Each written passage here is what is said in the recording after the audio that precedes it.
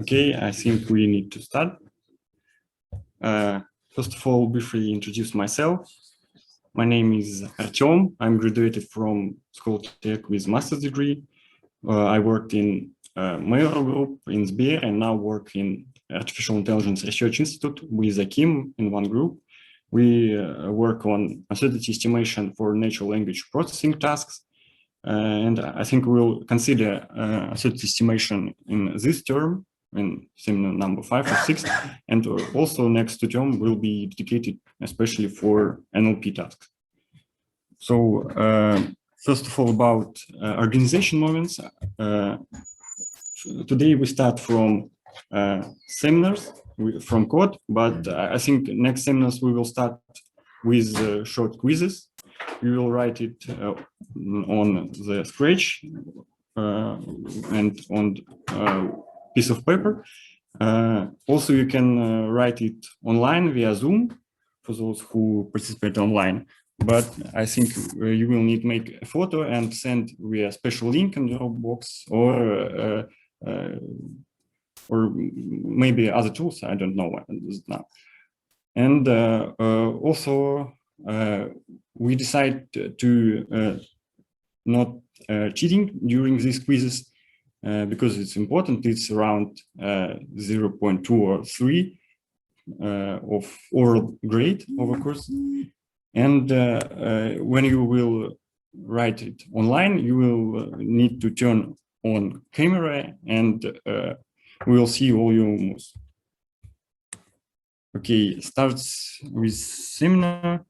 I want to ask you, maybe someone already know Torch and work with Torch. Please raise your hands. Okay, no, it's the first time. Okay. Today we will see how we can work in Torch, how propagation work in Torch, and how we can implement the first neural network.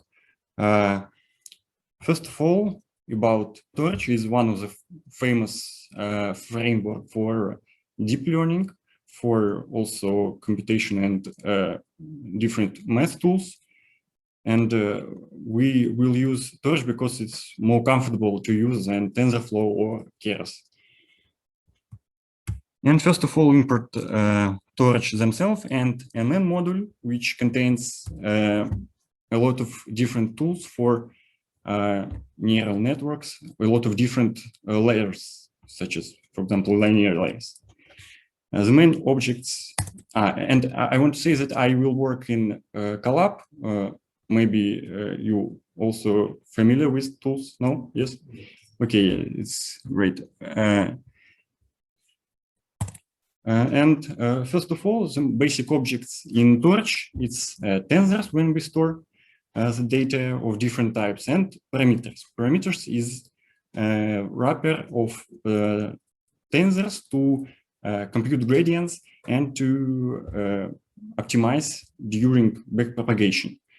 And also tensors, it's different objects, maybe not only tensors like in math, it may be vectors, it may be matrices, and exactly tensors. We can define tensors from list, from array, or from generator, and we can see that will be all the same. Also, for us, it's very important that Torch themselves, its main model, contains important for us functions like in NumPy, range, reshape, transpose, variance, and also we can compute many different maths in Torch, like mean, like in NumPy, and standard deviation, and other. Okay, also, it's important to know that tensors, Torch tensors may be different types. I think most of the time in neural networks is used float 64 because it contains more information for us, and sometimes it can lose some useful information. But in future, where neural networks will be very high in terms of memory consumption, sometimes it works with float 32 and also float 16. And we can define not only tensor, but tensor with exact type, such as long, float, half. Or we can define some tensor and then only then cast to exact type. For example, we cast tensor to float tensor to int, to integer type. And the last about torch themselves, that we can compute, for example, top k lowest and largest values, which is don't exist in NumPy. Sometimes it's very important to compute not only values and also indices. In NumPy, it's very strange things to compute this. And also parameters that we can define from tensors. By default, all parameters in PyTorch layers, it's torch parameters model. Okay, and let's see how it works with gradients. We can define some parameter and compute loss function. It's not necessary to compute some real world loss function. We can compute any function here, and we'll try to see how we can compute gradient. Now, gradient is non-type because it's default, it's none. And then it's a very important thing that we need to raise function backward. It always exists in torch parameter. We raise backward, and then automatically all gradients will be computed, and we can see gradient in torch for the random parameter that we defined earlier. Okay, I think it's brief introduction in torch. If you have any question about this part, you can ask. Okay, let's move to backpropagation. From lecture, I think you already see how backpropagation work in theory.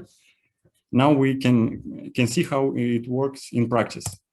First of all, we can show how work linear regression, and remember that how it works in machine learning and sklearn. We can fit and show a coefficient is needed for computing this formula. In deep learning, we will compute it using gradient descent step from some random initialization and optimize these two parameters, its coefficient and bias. In torch, we first of all not forget to set exact seed, because it's important also for GPUs, because we can try to run 10 times code without seeds, and always it will be different. And in future, if when you make some homeworks or in future research, you can see that you can get not expected results with many other seeds. Okay, define our parameters. It's weight matrix and bias. Now it's only one variable because our features, it's one variable function. And convert to tensor our initial function. And next, following just linear regression, we can compute function A as a linear function depends on two parameters, and compute mean squared errors. I think you already know from machine learning. Okay, we get some numbers. Some numbers, it's errors for each input. We have 3 observation here and compute that exact mean squared errors. First of all, we will try to calculate it manually from the scratch, like we do it in math. first of all, compute derivation of loss by dA. It's dA is our output of linear function. I think you all already know this chain rule. It's just derivation of complex function, complicated function. And as a result, we get such function. It's with some coefficients, it's just error that we get with our function. A, it's output, Y, it's exact values. So it's just a vector of errors. It's very important because with mean squared error, we will try to train our model just by the errors that produce, and we will decrease this error. Then compute derivative of loss by weight matrix. Now it's only one value, but in future where we will have a lot of features, a lot of variables, it may be matrix or tensors also. Following chain rule, it's just multiplication of already known value and derivation of output of our function by weight matrix. We can compute it. It's a very easy function. The result is X. It's just input matrix. And the result is multiplication of previous value and X. And finally, we compute loss compute derivative of loss by bias vector. Now it's also only one variable. Repeat following chain rule, compute derivation, and it's important that since it's vector, it's not only a constant value one, it's a vector of ones. And finally, it's a scalar product of our derivative of loss by A by vector of ones. Okay, have you any questions about this part of derivative? Because it's very important to understanding neural networks. It's easy. B here. It's a bias value. It's just a vector that we multiplied with our matrix product.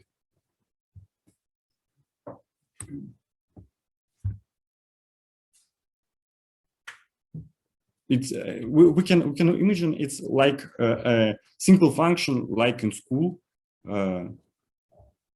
just linear function. That's all. But in matrix multiplication, B, it's a vector of values.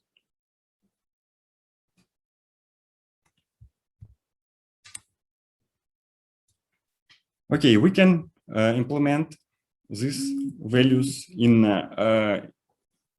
Torch. First of all, just by our hands manually, we can compute it. And we get some values. First is derivative of loss by A, by our output, derivative of loss by our weight matrix, and by bias value. And see how we can do it automatically using Torch after gradient, using just one function backward. Loss here, don't forget, it's our mean squared error, yes. Compute backward step, and then we can see gradients of which we also can see by our manual computation. And this is very simple example, and this is just linear function, and we can compute it manually. But in future, we will work with very complicated layers, not only linear layers, and computing these gradients by our hands, it's very difficult things. And also, Torch provide it's faster than we can do it by our hands. And since we compute gradients, we can also compute the gradient step. First of all, define our learning rate, new. and compute gradient like in gradient descent step. Okay.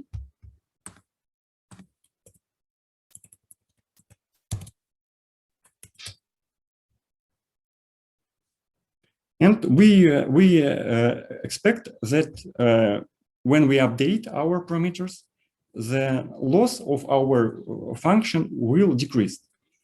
And see how it will be. Yes, our new loss is lower value than our initial loss. It's only after one step. If we will do it many times, we can fit our initial function. Initial function of it will be it was a sine function. Yet we can overfit it, but we will see in future how we can prevent this overfitting. Okay, that's all about second part of backpropagation. I think it's too simplest but too important part to understanding neural networks and how it works in real life. And also, if you have any questions, if someone have question in chat online, maybe you can ask via chat. If no, we can move further with the first neural network. Okay, previously we see predefined code, but here we will try to code it by ourselves.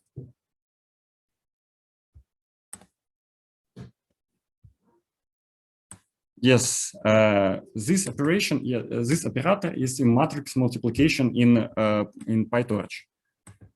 As far as I remember, it's also the same in NumPy. You can do it in NumPy and also in PyTorch. Also, we can make matrix multiplication using torch matmul function, but I think it's more easy just to use this sign.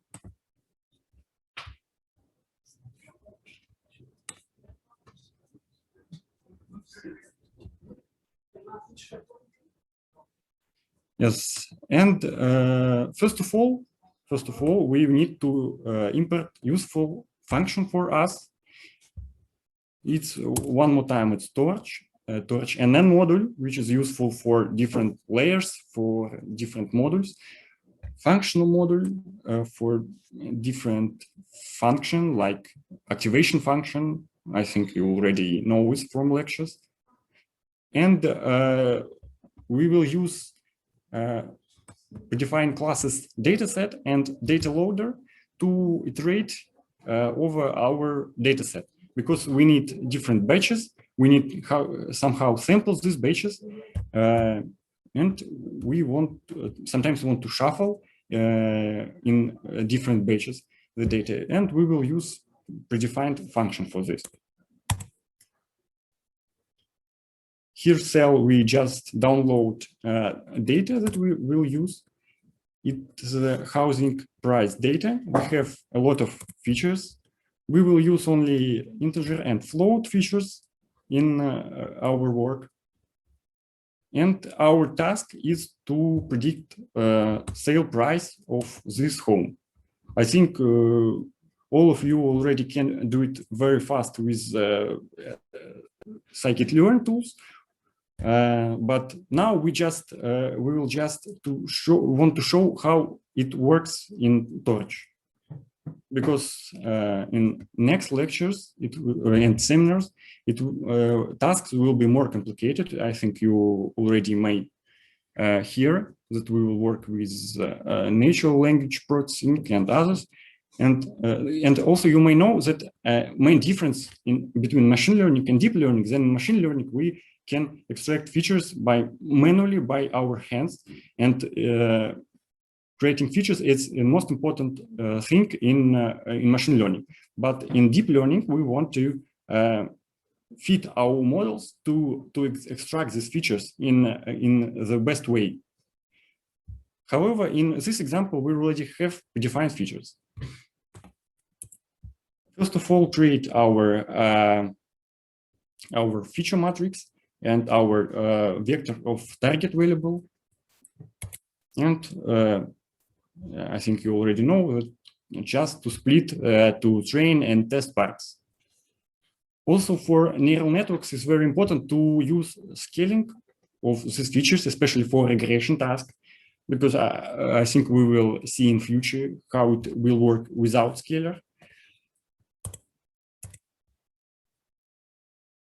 And also define different constants, which is needed for us in training neural network.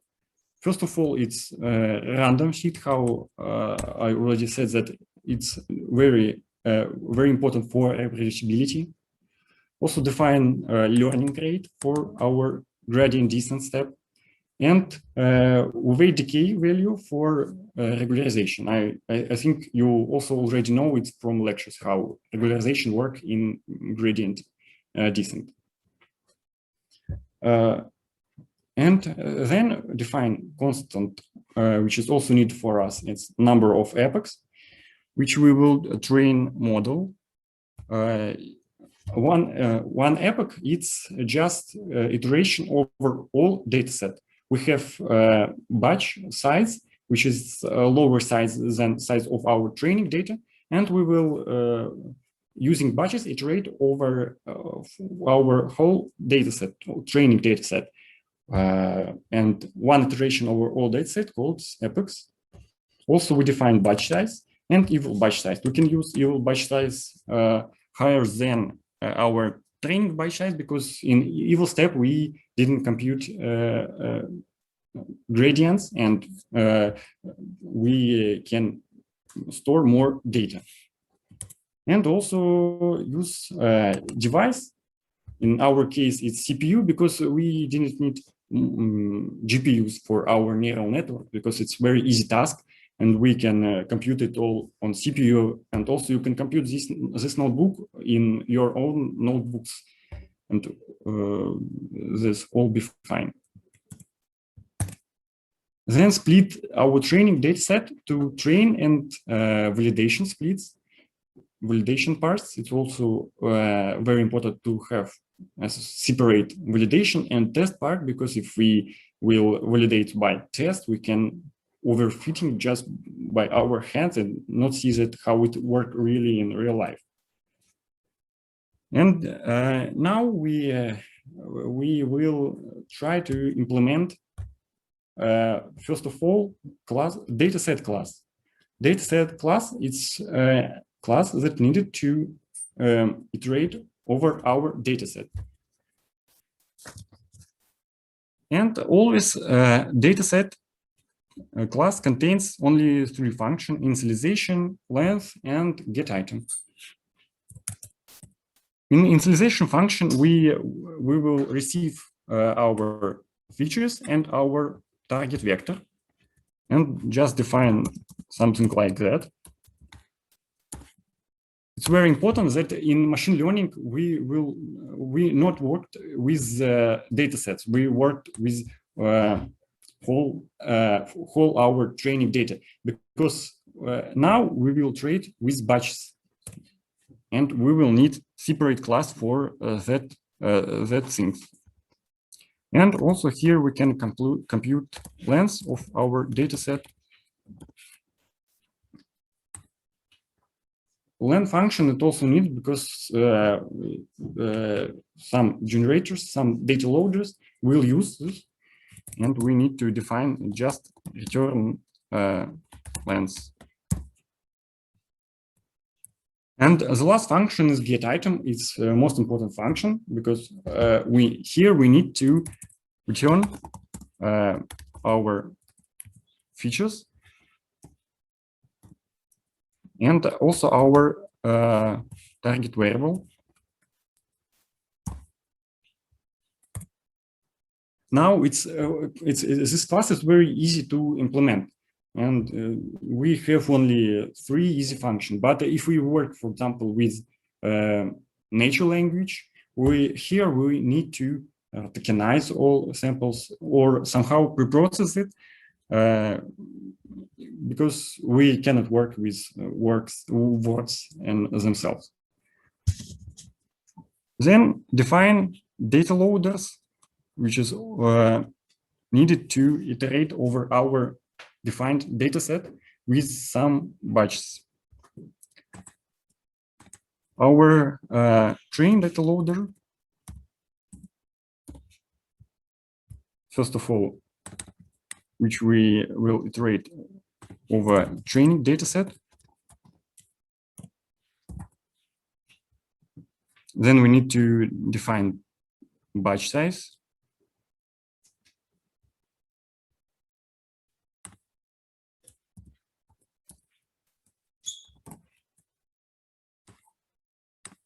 And also here we have shuffle function that we can iterate not the same batches in every iteration. We can also iterate and shuffle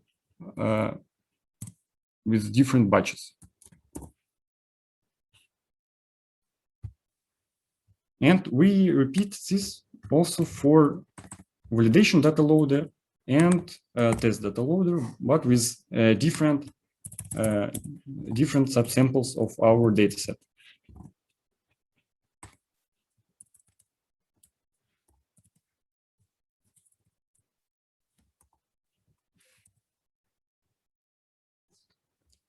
Okay, and then the most important thing that we will implement in our model in a neural network.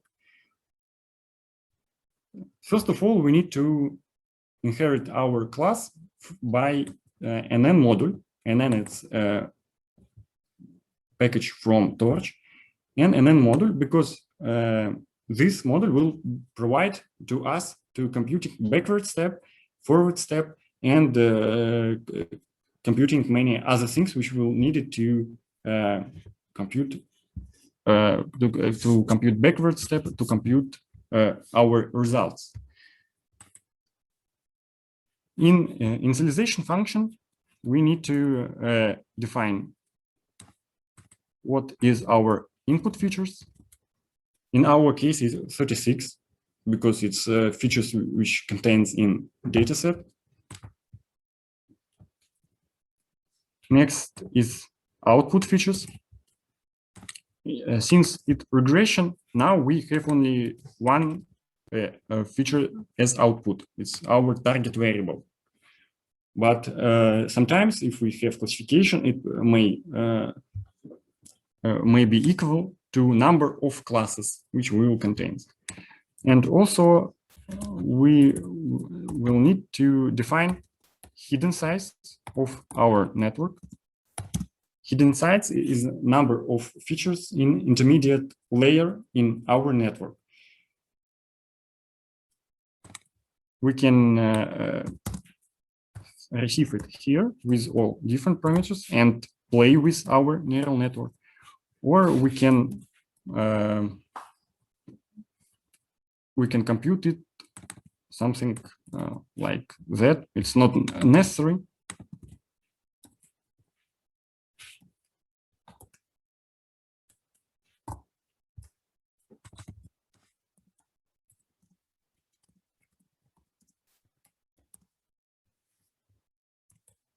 And then in initialization function, we need to define its most important thing. We need to define our layers in neural network, because previously we defined only parameters of neural networks. We can do it with sequential layer.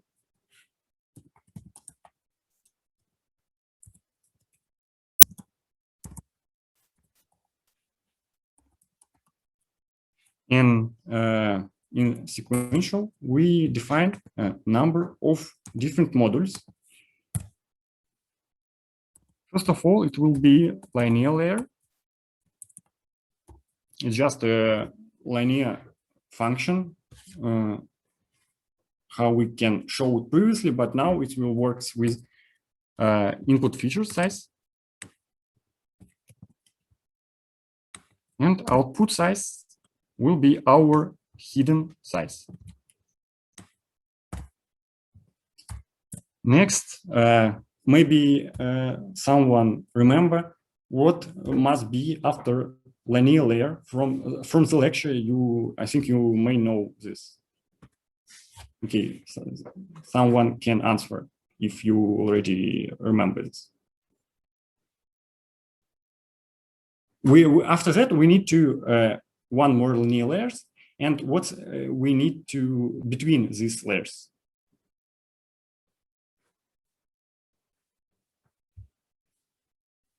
Okay, it's just activation function, because what will be, maybe also someone may say, what will be if we will not use activation function here, and then we'll use one more linear layers.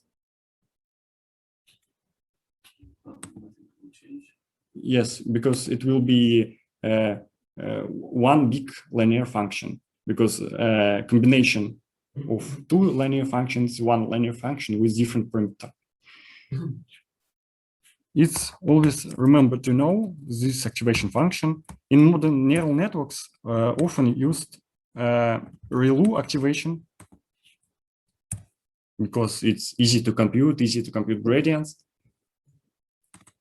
and it will work faster and with better results than some other function. Because before ReLU activation, people used sigmoid activation on hyperbolic tangents, and of course it will work, but it will work slower. ReLU function, I think you also may know, it's a function where with lower values than zeros, it's just zeros, and otherwise it's just linear function. It looks very simple, and it looks like it will not work, but it's the most useful function in deep learning now. And here we define our output size. It will be only one feature, the target variable. And after that, after we define our all needed layers for a neural network, we must implement forward step.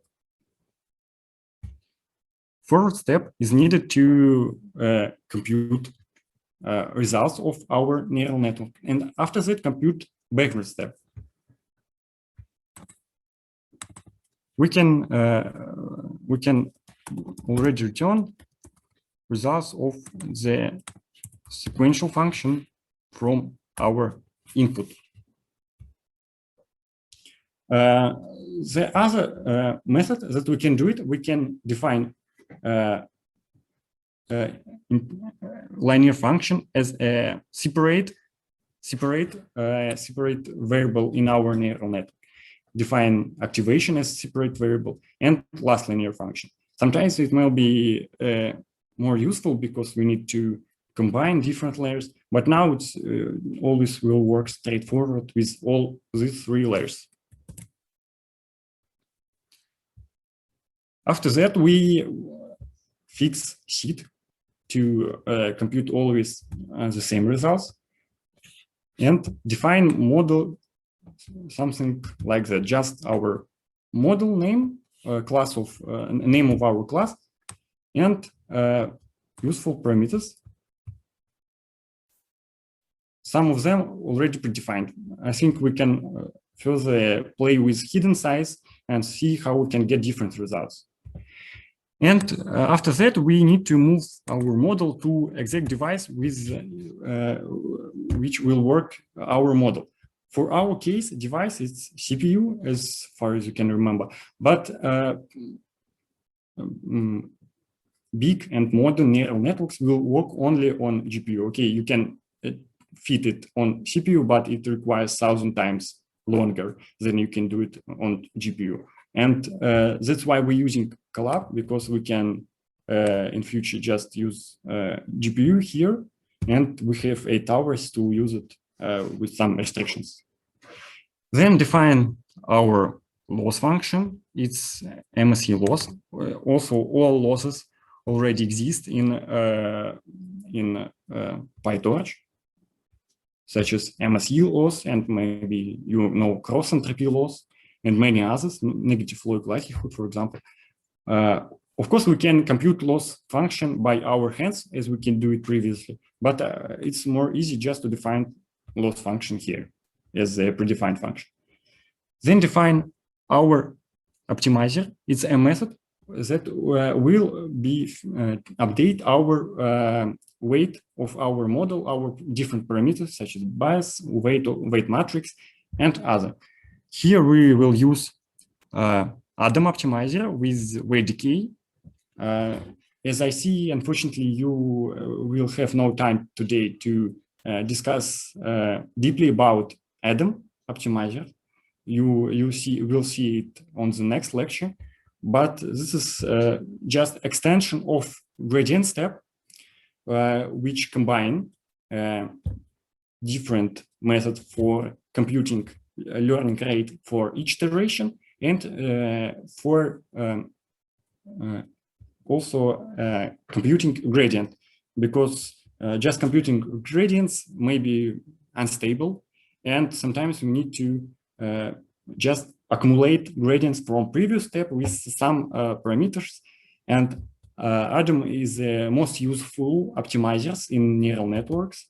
And also, for example, models for natural language processing will tuned only with Artem. If we will use gradient descent or different, for example, AdaGrad, it's also one of the optimization methods.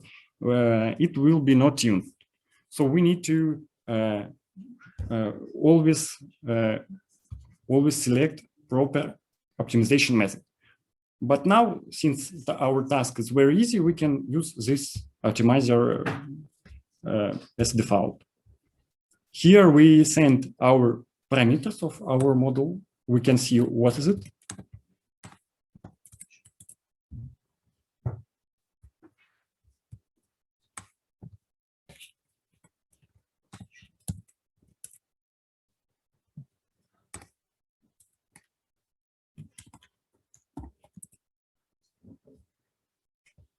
It's just weight matrices,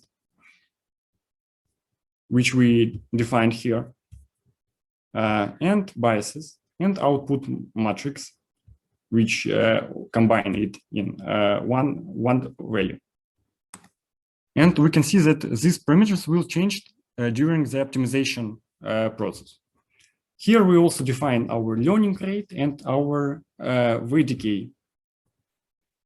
And last thing that we optimize, we define scheduler. What's scheduler? It's a function that is needed to change our learning rate during our optimization.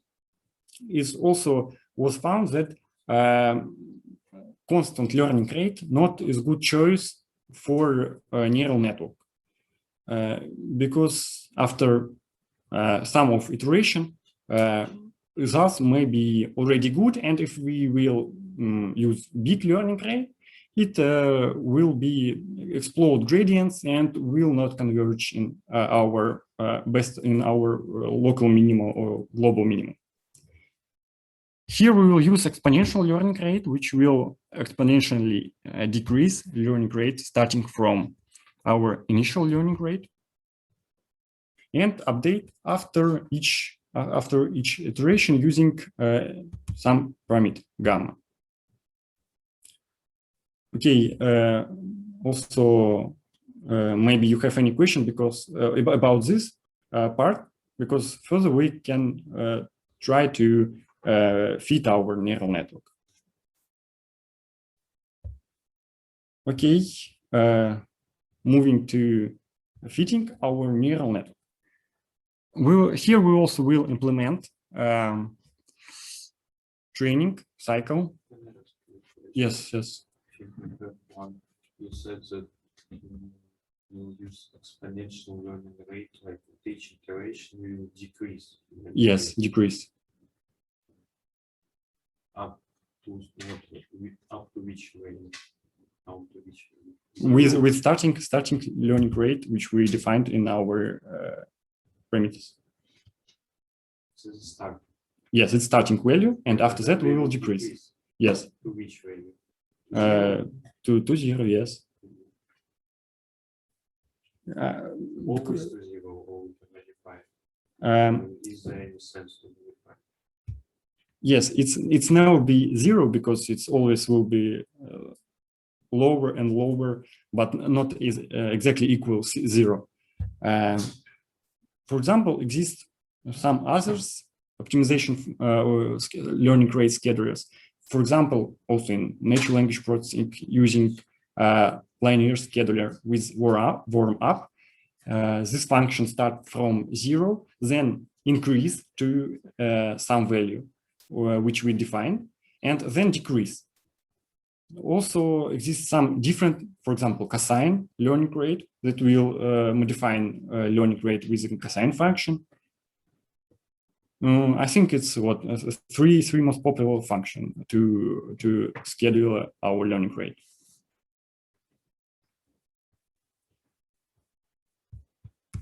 Okay, then moving to training cycle. In machine learning, we can always just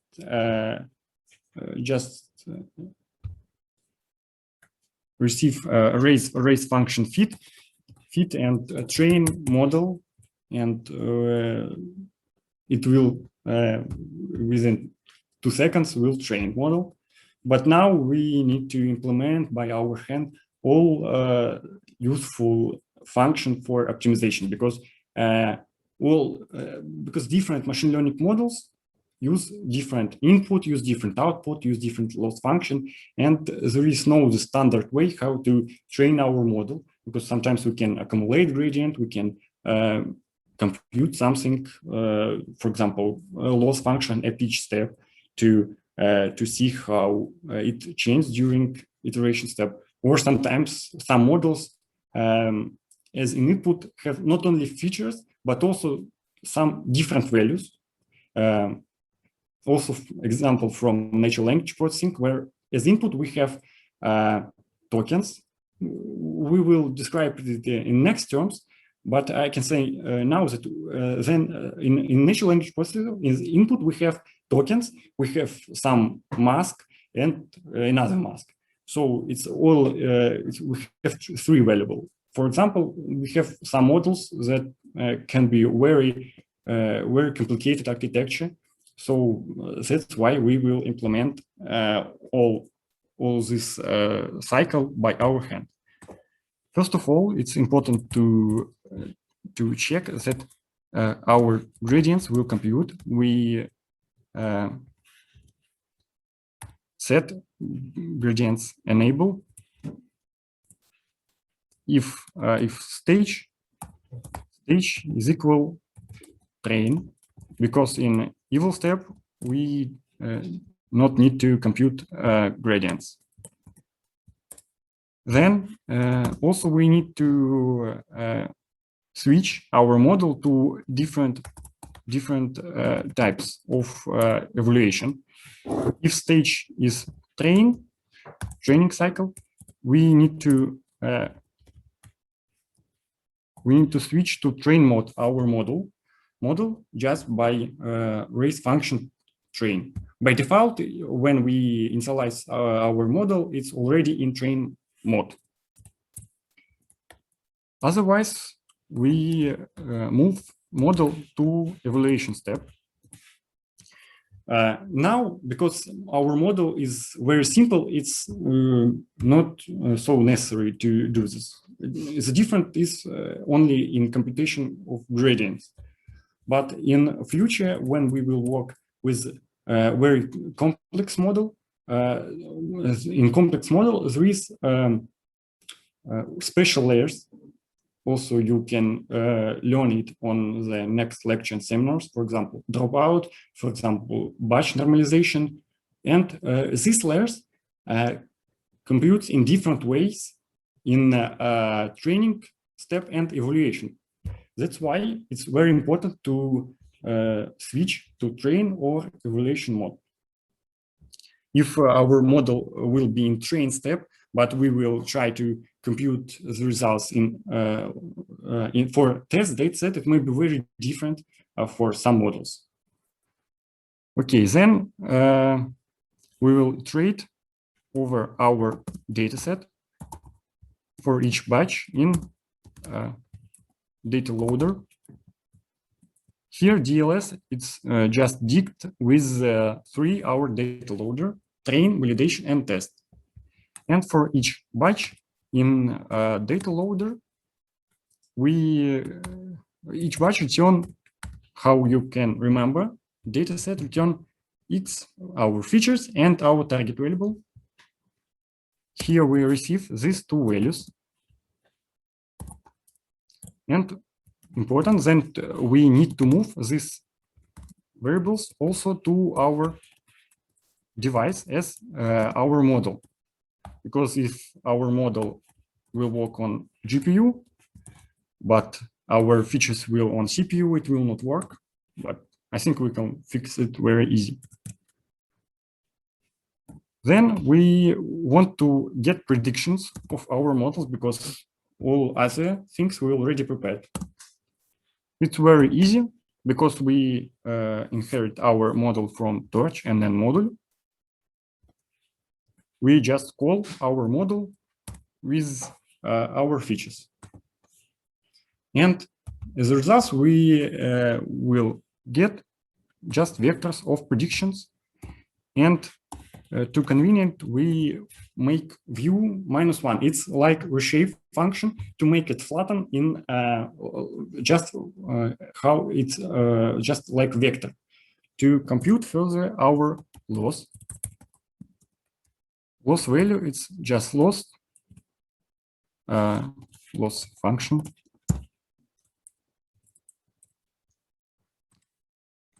From our prediction and our target variable.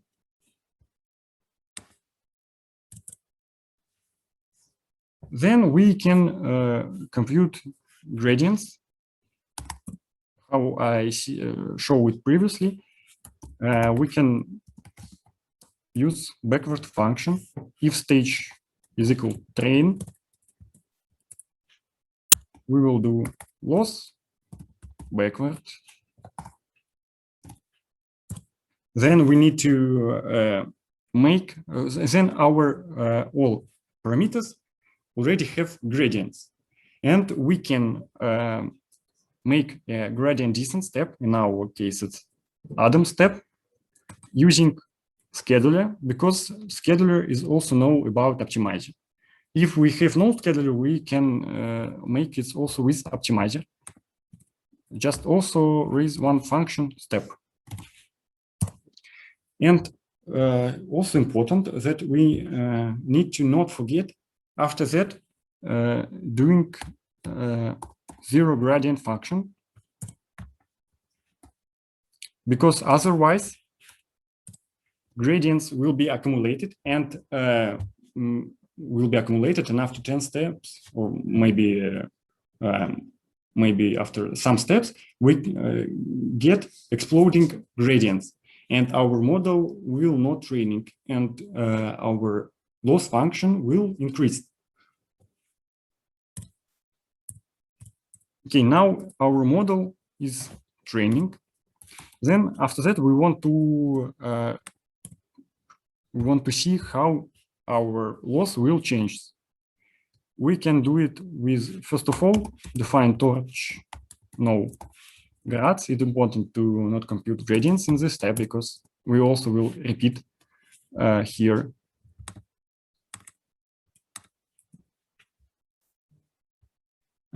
Computing our mean squared error.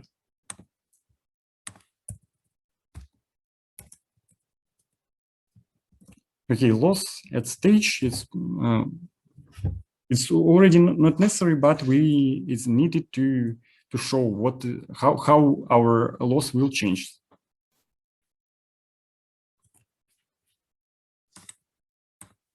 This is very simple function. It's just mean squared error. Also, one more time.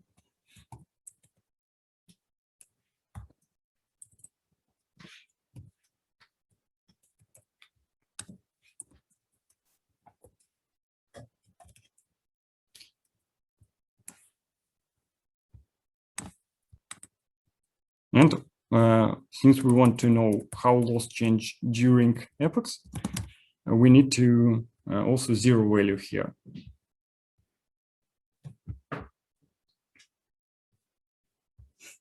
Okay, and also we need to define terms here at stage.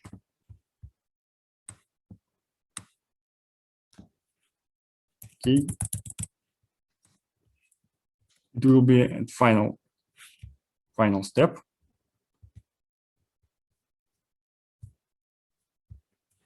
Okay, see how it was.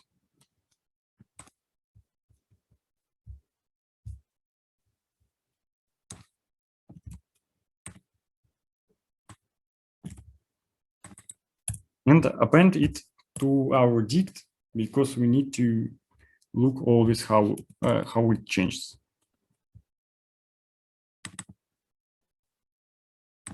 Okay, now we can try to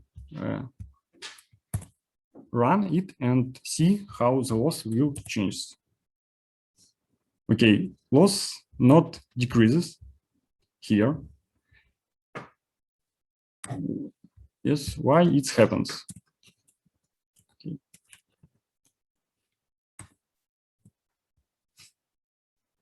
Okay, let's see the difference between optimizer step. Okay. Sometimes scheduler step also work here, but it's for different schedulers. It's different behavior. Here, scheduler step we can do after one epoch.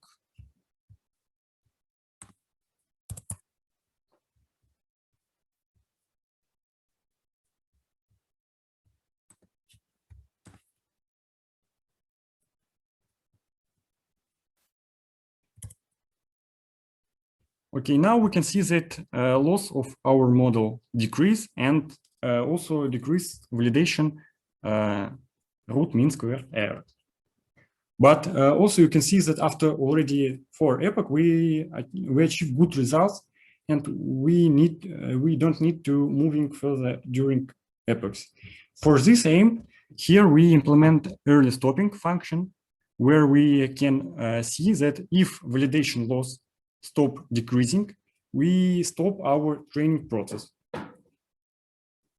Because early stopping it's very useful thing for training neural network, because sometimes always we don't know how many epochs we need to fit our model, because for in fifth seminars we will work with text to speech models, and this task we need to 2000 epochs to train to converge to good results. But now we need only 4 epochs. And we can see how these results will be in comparison with standard machine learning models. Here, all the same, you can see that we just iterating over our test data set, and make prediction and compute our results already with a scheduler, because we use standard scaler, and we want to see how it will be in real difference, because we need to predict prices of homes, and we not want to know how it changes in real values. Also interesting that you can see that here implemented just iteration over the torch tensor. Here we not use data set and data loader. In evaluation step, we can do something like that, because we didn't need to shuffle batches. We can just straightforward step during all test data set. And we can do it just by slices from our test data set, and compute our validation error and test error. We train models, some some 8 epochs, it requires maybe 4 seconds to computing, but I think you know that we can do it just by the one line in scikit-learn and see in 1 second the results for all our models. And you can see that our models work much better than standard regression with regularization L1 and L2 regularization. Our test earns here on 500 lower than we achieve it with linear regression.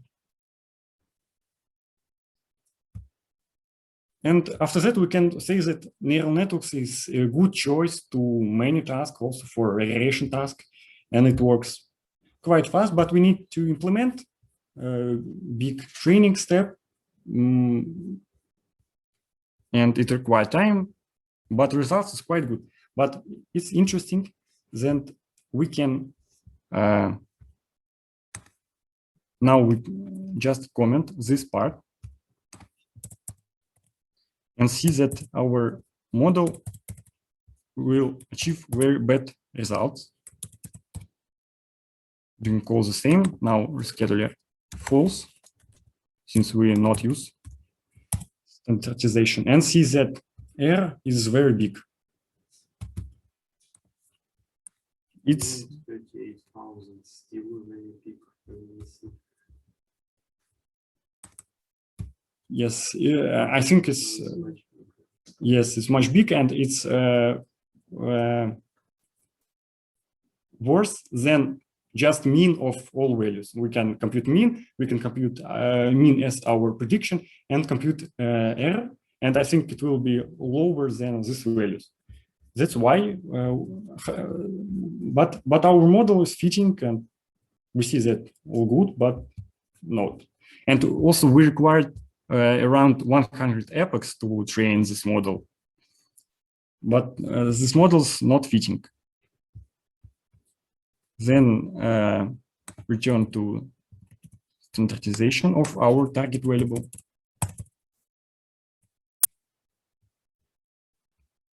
That's why it's always important to remember that not only architecture, but also working with our features and our target variable is very important in a neural network also.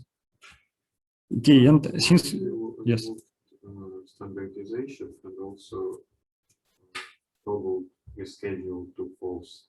Why not try remove standard schedule and remain schedule? If we have no scaler, how we can reschedule it? Because this reschedule step using parameters from standard scale. Yes, and also you can see that we work with some predefined hidden size. I think now we can change this size and show what happens. For example, set hidden size big value. Previously it was around 6 because it's square of sum of input and output features. Now set it as big value. Our model will have more parameters. It will require more time to compute,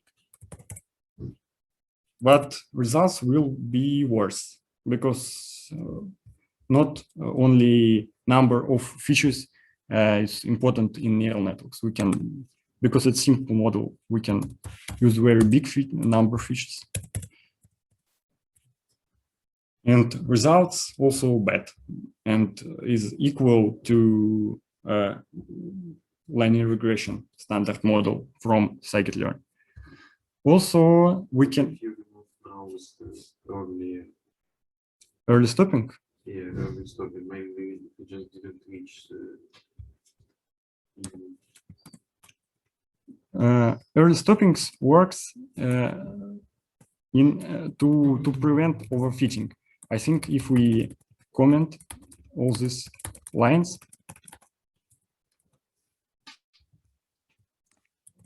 and trying to fit model, we see that something like that. We overfit on some batches on training set. And we see that loss didn't decreasing. Okay, sometimes it also happens with modern models. You can spend a lot of time and with trying to fit a model, but results something like that. So return to low value, how it was early, and also try to fit model without early stopping. And also see that after some iteration model didn't training. And after 100 epochs, it's like in first epoch. So model after all these epochs not tuned. Also, we can try change our learning rate, our scheduler type to prevent this overfitting. Or we can use cross-validation or some hyperparameter tuning. But in also modern neural networks, it requires a lot of time. So sometimes we need to something like early stopping in network.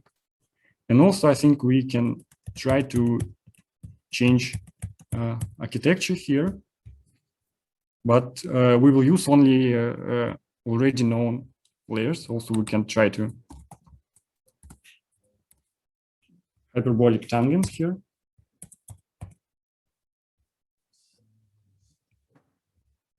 Our model is more stable, loss decreasing, but I think the final values will be better or will be worse than previous. Yes, it's very bad results, is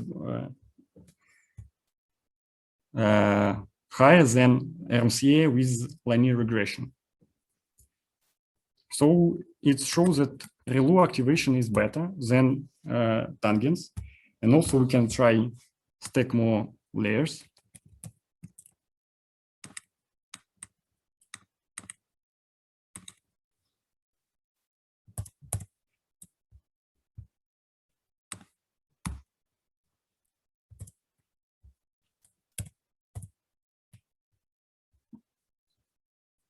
Here we stack 4 linear layers instead of 2, and see that also loss is very high. I think it means that task is very easy and we didn't need very complex architecture for our task. You also can see that just linear regression work already good with it. So we don't need to very complex architecture here. And also, I think it's a wrong way to just stack more layers. I think you know this.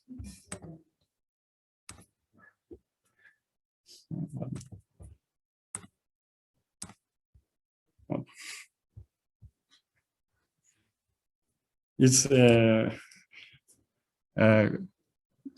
mean research in neural networks. More layer is better than not more layer.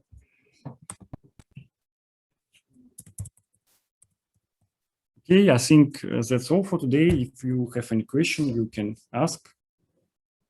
Otherwise, we can finish. Окей. Чат-группа будет? Так он вроде есть. Я думаю, только наш. Ну...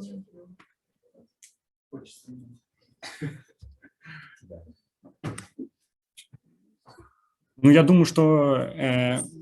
вопрос сейчас. Во-первых, мы... когда мы будем писать квизы, нам нужно будет сабмитить это куда-то. Но я не знаю, я могу ссылку в общий чат, в принципе, кидать.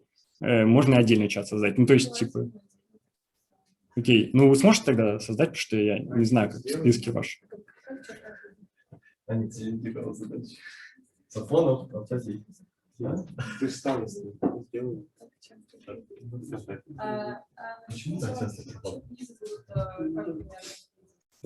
Ну, квизы будут вообще по семинарам. Насколько я помню, там, ну, с прошлого года я видел их только так, как они выглядели. Ну, там будет какой-то вопрос, например, там, производная от сигмоида, который это был на лекции. Или там, например, написать, как выглядит вот там, типа, простая нейросеть, ну, вот, которую мы сегодня делали. А на следующем семинаре уже будет? Да, со следующего будет.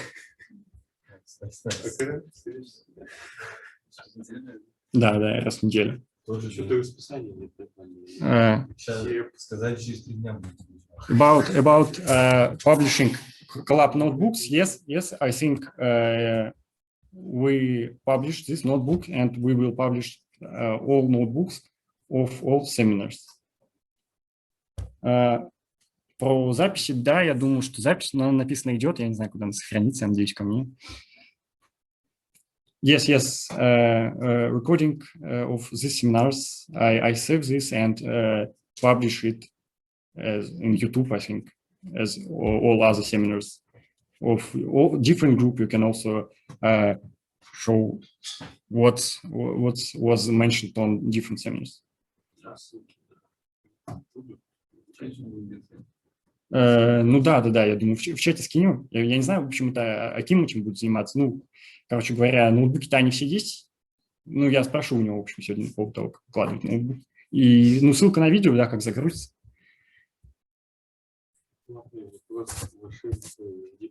Зачем нам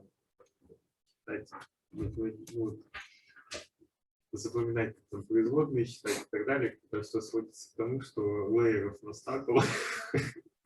И все получилось. Ну, вообще это нужно для того, чтобы вообще как бы понимать, что там происходит. Ну, как бы, как минимум, чтобы на собеседовании там, это отличало человека от какого-то другого человека, который просто, типа, может только фит сделать и прийти, и все.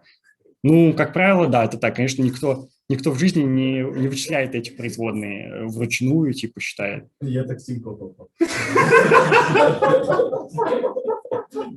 Ну да, такое бывает. Поэтому тебя оттуда и выгнали. Попал, ты понял. Кого выгнали?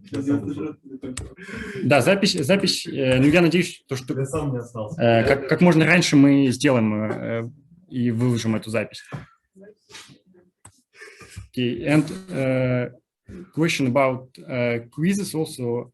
I repeat this, that there are different types of questions for quizzes. First types is just math computation, for example, derivative of sigmoid function, which was on lecture. And the second type that you will need to write on paper how we can implement simple neural network, how we do it on the seminar.